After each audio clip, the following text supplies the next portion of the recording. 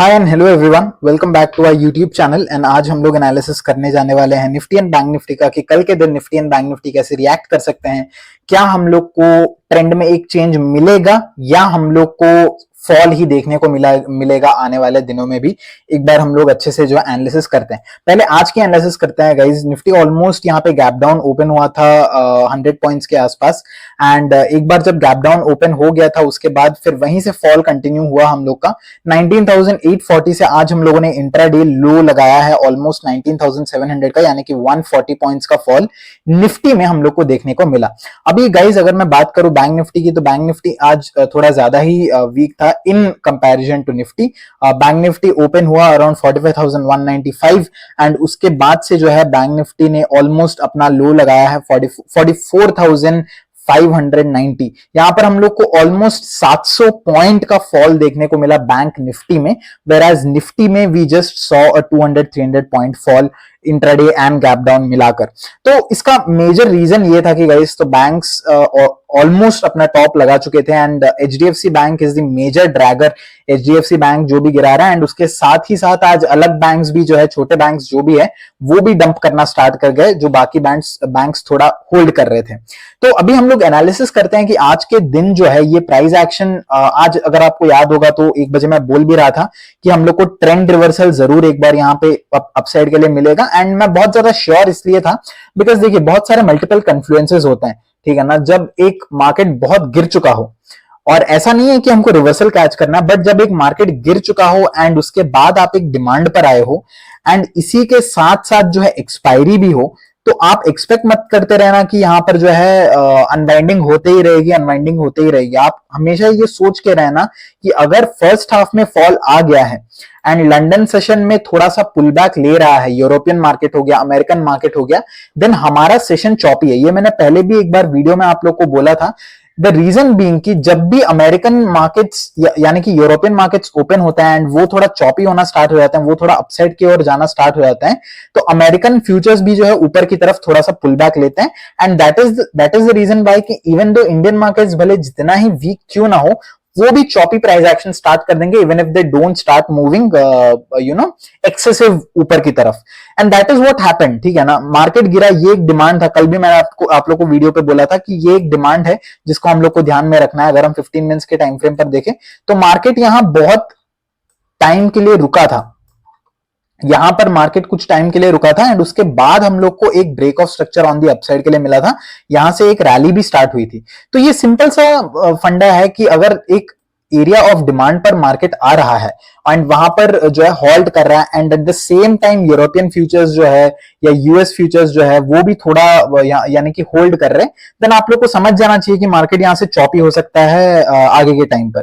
And that is what exactly happened, right now. What you need to understand कल के दिन क्या हो सकता है। अगर मैं यहाँ पर 1 घंटे के टाइम फ्रेम पर एक बार जाऊं तो गाइज मुझे दिखता है कि ये जो एरिया है यहां पर मार्केट ने बहुत टाइम स्पेंड किया है, एज अ सप्लाई भी स्पेंड किया है और उसके बाद इसको ब्रेकआउट भी दिया है ना। यहां पर ऑलमोस्ट मार्केट ने 1 2 3 4 बार इसको ब्रेक करने का ट्राई किया था एंड 5वीं बार जाके इसने ब्रेक किया एंड मार्केट इस लेवल पर आ सकता है, यानी कि 19,650 के लेवल पर आ सकता है। एंड यहां से 19,650 से हम लोग को एक रिवर्सल का चांस ऑन दी अपसाइड मिल सकता है। अब अगर मैं अपसाइड के लिए इतना बोल ही रहा हूं, इसका और एक रीजन भी ये है कि इसमें बहुत सारे गैप्स हैं, ये देखिए।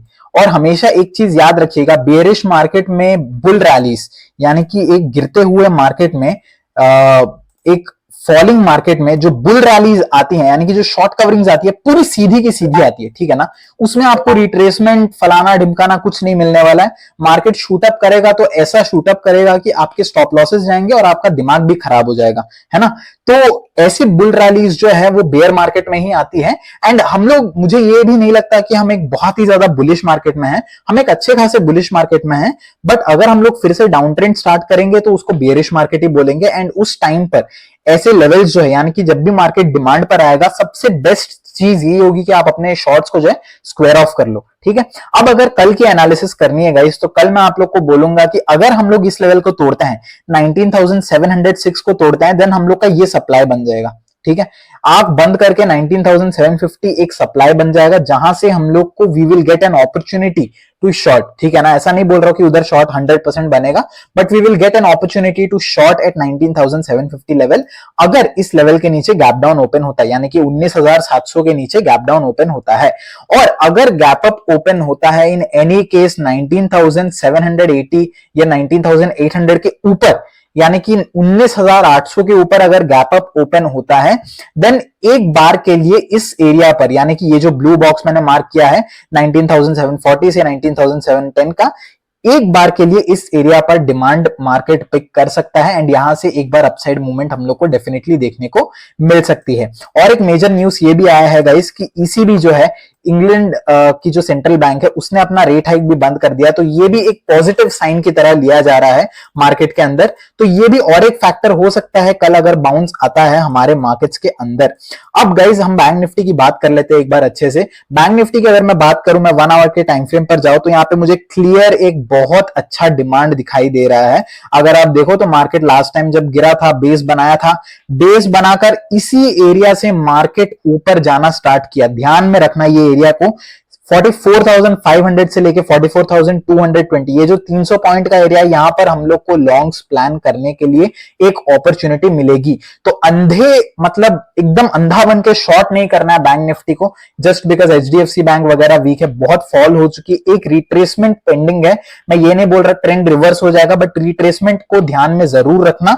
एंड एचडीएफसी बैंक भी बहुत गिर चुका है, प्लस बैंक निफ्टी डिमांड पर आ रही है। अगर मैं इंट्राडे लेवल्स की बात कर लूं गाइस, तो यहां पर इंट्राडे में ये जो पर्टिकुलर एरिया है, अगर डिमांड पिकअप करता भी है, देन ये जो एरिया है 45,200 के आसपास का, ये एक अच्छा खासा सप्लाई बन सकता है ऑन दी अपसाइड के लिए। वही अगर बैंक निफ्टी, मुझे उतना लगता नहीं है गैप अप ओपन होगा, बट अगर गैप अप ओपन होता है देन मैं लॉन्ग्स के लिए उतना फेवरेबल नहीं रहूंगा, बिकॉज मुझे लगता है कि बैंक निफ्टी अगर गैप अप ओपन होगा देन उसको शॉर्ट करना ही सही रहेगा। तो गैप अप होने से हम लोग का प्लान बैंक निफ्टी में है एक अच्छा सप्लाई देखकर शॉर्ट करना, प्रोबेबली ये एरिया 45,400 का या फिर ये एरिया 45,500 का, इन एरियाज के पास जाके शॉर्ट करना। और अगर गैप डाउन होता है तो वेट करूंगा मैं थोड़ा अच्छे डिमांड पिकअप होने का, थोड़ा रिट्रेसमेंट देखने के लिए प्ले करूंगा, एंड उधर से मैं लॉन्ग्स के लिए ट्राई करूंगा। तो यही थी गाइज हम लोग की एनालिसिस कल के लिए, एंड आई होप आप लोग को समझ आया होगा मैंने जो भी आप लोग को बोला है। अगर आप ग्रुप में नहीं है हमारे, तो टेलीग्राम का लिंक जो है डिस्क्रिप्शन में है, जरूर ज्वाइन कर लीजिएगा। मैं वहां पे हर दिन अपने ट्रेड्स शेयर करते रहता हूं, and I will see you tomorrow. I hope you will have a great day tomorrow. Bye bye. See you.